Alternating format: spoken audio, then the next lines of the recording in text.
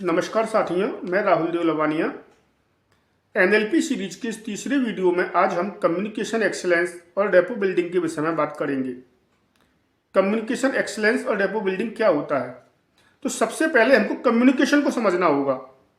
आमतौर पे हम आपस में बातचीत करते हैं, एक दूसरे से बोलते हैं, लिखकर कम्युनिकेट करते हैं, मैसेज भेजते हैं। इस सभी को हम कम्युनिकेशन समझ लेते हैं। लेकिन क्या कम्युनिकेशन का यह अर्थ सही है कि एक संदेश को दूसरे तक भेजना? आपने भेज दिया, लेकिन क्या सामने वाले ने उसको वैसे ही समझा जो आप समझाना चाहते थे? इस चीज की तो कोई गारंटी नहीं है। एक लड़का एक लड़की को प्रपोज करता है और बोलता है आई लव यू, और बदले में उसको सामने से एक गाल पे जबरदस्त थप्पड़ मिला। उसने क्या कम्युनिकेट किया? उसने अपने इमोशंस को कम्युनिकेट किया, लेकिन सामने से क्या मिला? गुस्सा, चिड़चिड़ाहट, नफरत। Who was wrong?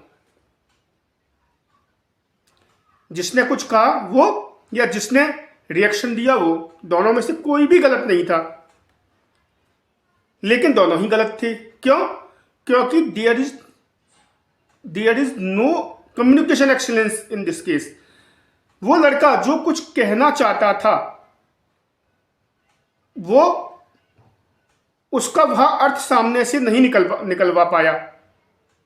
ठीक ऐसे ही हम आपस की कम्युनिकेशन में, ऑफिशियल कम्युनिकेशन में, सामाजिक कम्युनिकेशन में, पारिवारिक कम्युनिकेशन में कहते तो बहुत कुछ हैं, लेकिन क्या सामने वाला वही अर्थ उसका निकाल पा रहा है जो हम निकलवाना चाहते हैं?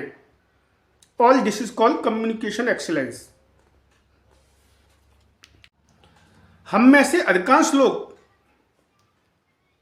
इसमें फेल हो जाते हैं। सामने वाले से अपनी बात का यथोचित अर्थ नहीं निकलवा पाते। सामने वाला अपने हिसाब से ही अर्थ निकाल लेता है। क्यों? ऐसा क्यों होता है?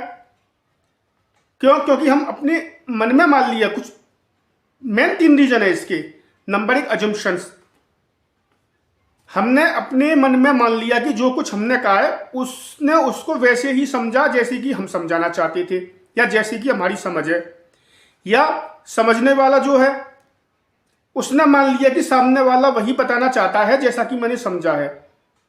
There is no cross questioning.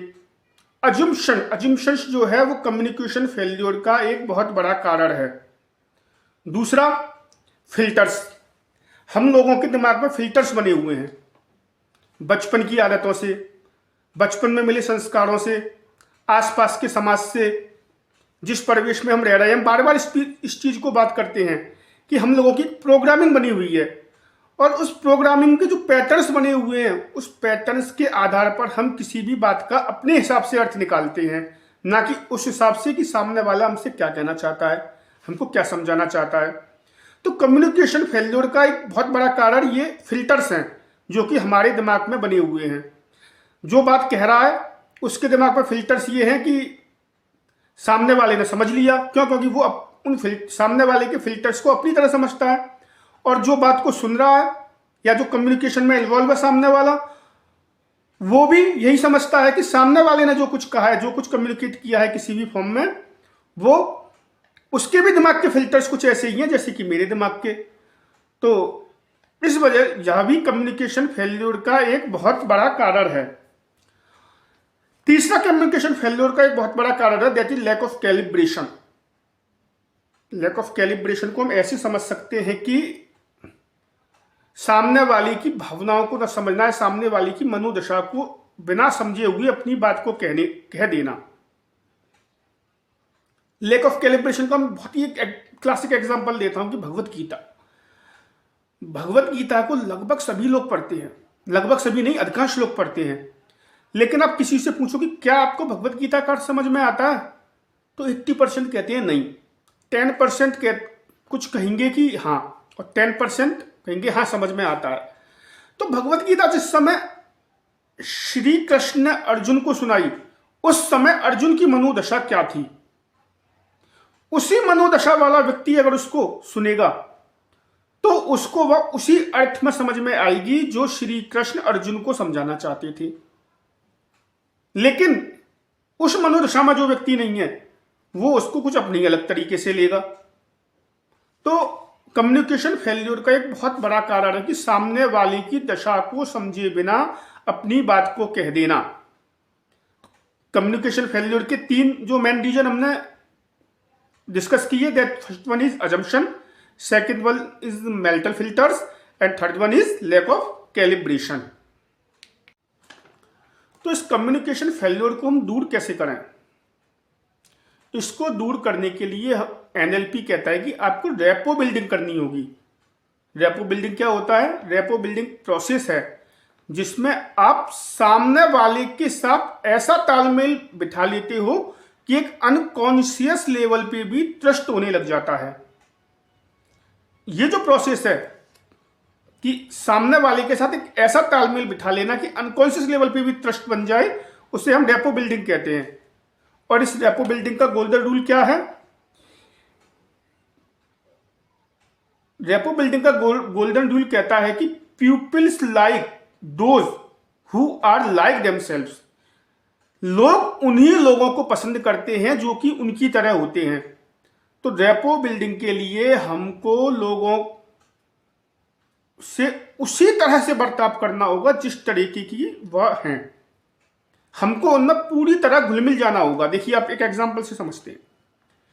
एक बच्चा है, आप बच्चे को, छोटा बच्चा है, आपसे डर रहा है, आप लगातार उससे प्रोफेशनली बात कीजिए, और क्या नाम है तुम्हारा, क्या कर रहे हो, कि प्रोफेशनली बात कीजिए एक स्टैंडर्ड लैंग्वेज में, वो आपसे दूर ही रहेगा। लेकिन जैसे जैसे आप बच्चे में घुल जाओगे, आप अपने घर के बच्चों में घुल जाते, अले ले ले ले, आओ आओ आओ आओ आओ, अले क्या कर रहे हो, पानी पी लो, पानी पी लो, अले ले चीज खा लो, इस तरीके से। तो देखो, बच्चा धीरे धीरे अपने आप से आपसे घुल मिल जाता है।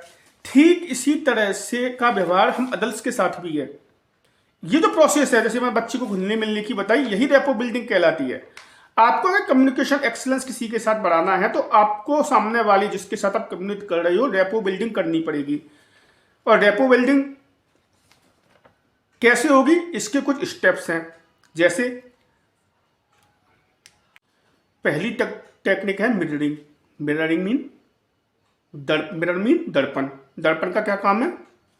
दर्पण में जो भी अपने आप को देखता है उसकी एक कॉपी सामने दिखाई देती है।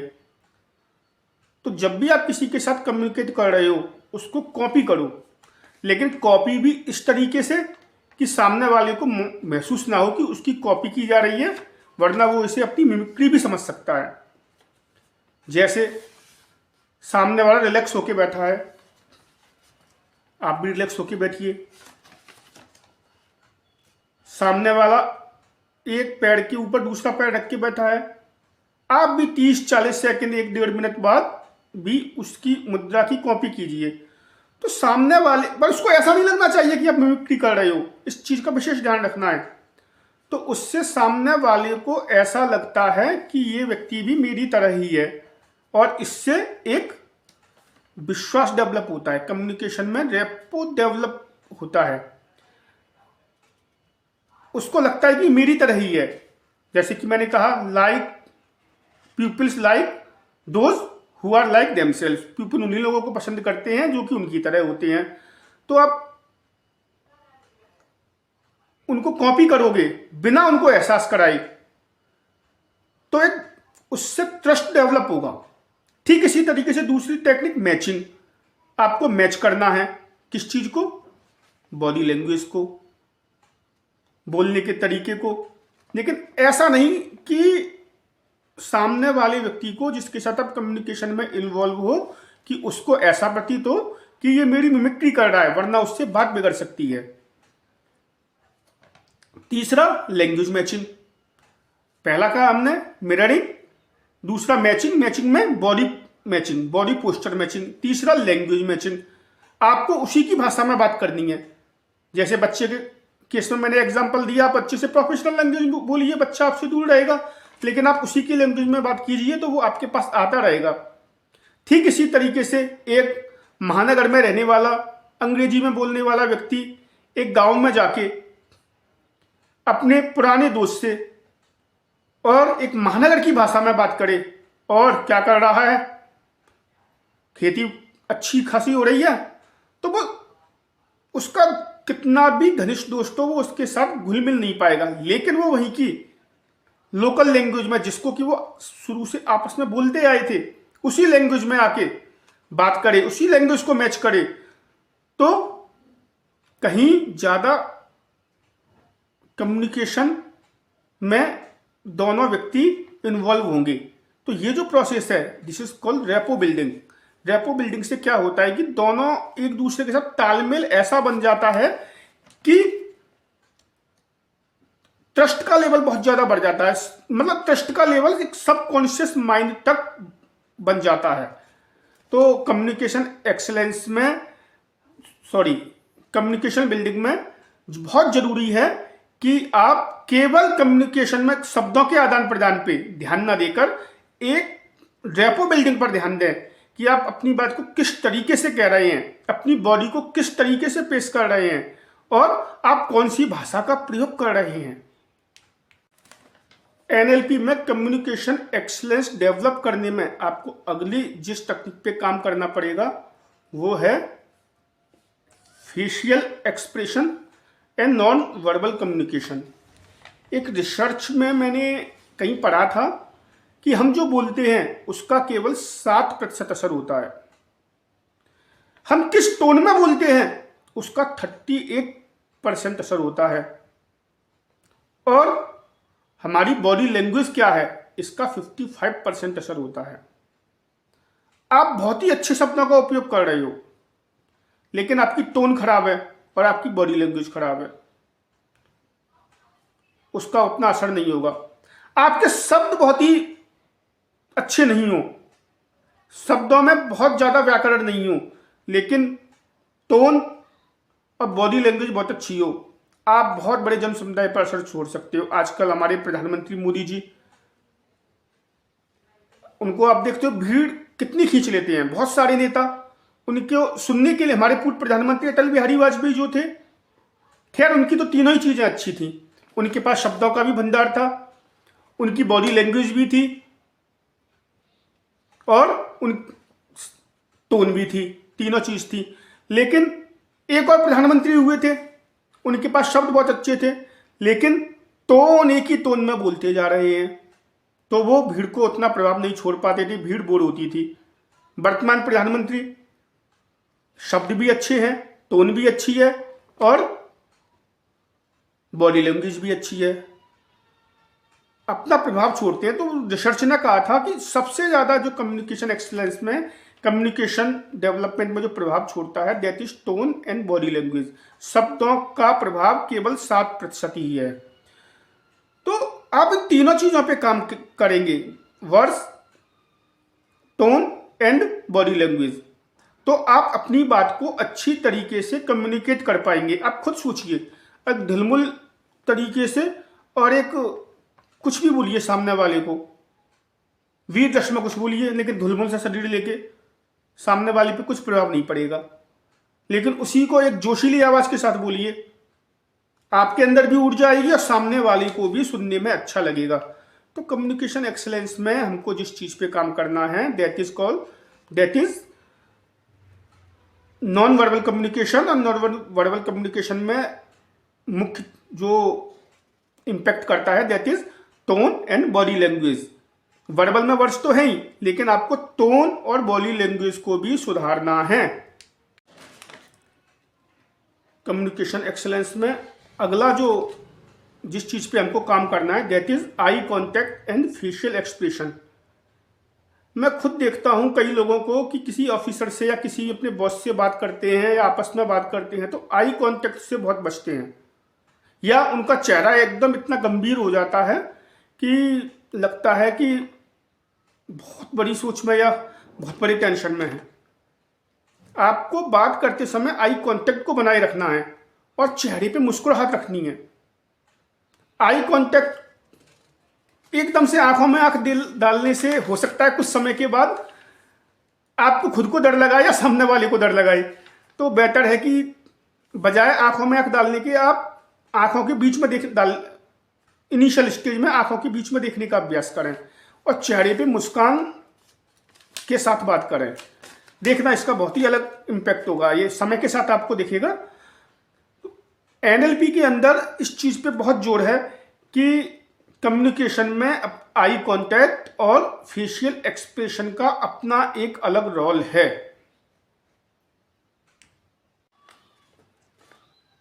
अगला, कम्युनिकेशन एक्सीलेंस में हमको एक एक्टिव लिसनर बनना है।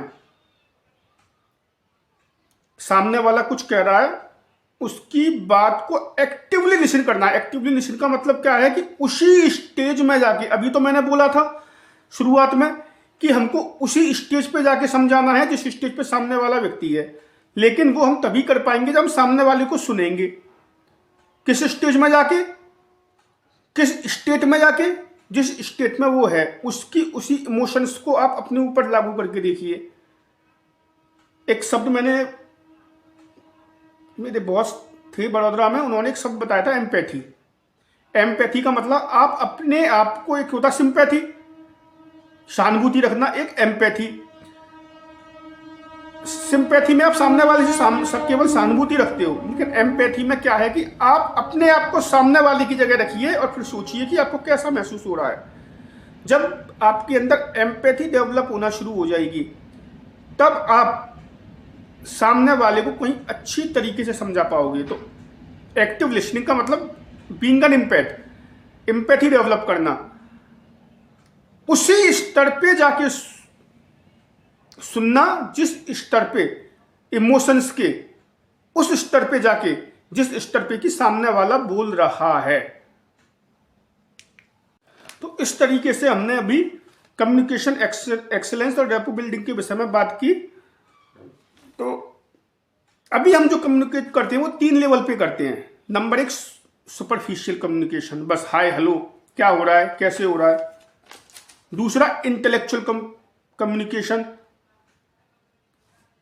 कि हम विचारों का आदान प्रदान करते हैं, जो नॉलेज हमारे पास है हम सामने वाले को देते हैं, जो सामने वाले के पास है उससे लेते हैं। तीसरा इमोशनल कम्युनिकेशन, इमोशनल कम्युनिकेशन में कि हम उस स्टेट में जाके, माइंड की उसी स्टेट में जाके कि जिसमें कि सामने वाला है, देखो जा तो कोई सकता नहीं लेकिन कोशिश कर सकते हैं, सामने वाले को समझने की कोशिश की जा सकती है। उस स्टेट में जाकर के हम विचारों का आदान प्रदान करते हैं, communication the exchange of words करते हैं। तो एक इफेक्टिव कम्युनिकेशन के लिए हमको इन तीनों का कॉम्बिनेशन चाहिए। सुपरफिशियल कम्युनिकेशन तो है ही, लेकिन इंटेलेक्चुअल एंड इमोशनल कम्युनिकेशन, इसका हमको एक कॉम्बिनेशन ही चाहिए होता है। तो कम्युनिकेशन में जो सबसे बड़ी गलती होती है हम लोगों के द्वारा, वो क्या है कि हम एक्टिव रूप से लिसनर नहीं होते, और जब हम लिसनर नहीं होते तो हम सामने वाले को उसी की भाषा में नहीं समझ पाते कि वो कहना क्या चाह रहा है। हम रिएक्शन बहुत जल्दी देते हैं, बातों को काटते हैं। हमको रिएक्शन नहीं देना, पहले सामने वाले को सुनना है, और सुनने के बाद तब रिएक्शन देना है, तब कम्युनिकेट करना है। और कैसे करना है, जो हमने टेक्निक्स बताई हैं उन सभी को एक कॉम्बिनेशन बनाते हुए, तभी हम अपनी बात को अच्छे से रख पाएंगे, एक कम्युनिकेशन एक्सीलेंस डेवलप कर पाएंगे, एक रैपो बिल्ड कर पाएंगे। तो अंत में मैं केवल ये कहना चाहूंगा कि साथियों, लोग आपसे केवल आपके शब्दों से नहीं जुड़ते, लोग आपसे केवल आपके शब्दों से नहीं जुड़ते, वे आपसे जुड़ते हैं कि आप उनको कैसे कम्युनिकेट करते हो, किस टोन में कम्युनिकेट करते हो, किस बॉडी लैंग्वेज में कम्युनिकेट करते हो। एनएलपी आपको केवल शब्दों को बोलना नहीं सिखाता, वो आपको इमोशंस के साथ बोलना सिखाता है, वो आपकी टोन को सिखाता है, वो बॉडी लैंग्वेज, वो ओवरऑल कम्युनिकेशन के सभी अंगों पे काम करता है। वो एक कम्युनिकेशन को एक्सीलेंस बनाता है, रैपो बिल्डिंग पे काम करता है। तो समस्या आपके वर्ड्स में नहीं है, समस्या आपके कम्युनिकेट करने के तरीके में है। तो एक इफेक्टिव कम्युनिकेशन के लिए आज से ही आप जो टेक्निक जो हमने आज डिस्कस की हैं उन पर काम कीजिए, और उनको अपने व्यवहार का हिस्सा बनाइए। धीरे धीरे देखिए कि आपकी कम्युनिकेशन स्किल्स में कितना अंतर आता है। बहुत जल्दी हम इस सीरीज का अगला वीडियो लेके आएंगे। तब तक के लिए धन्यवाद।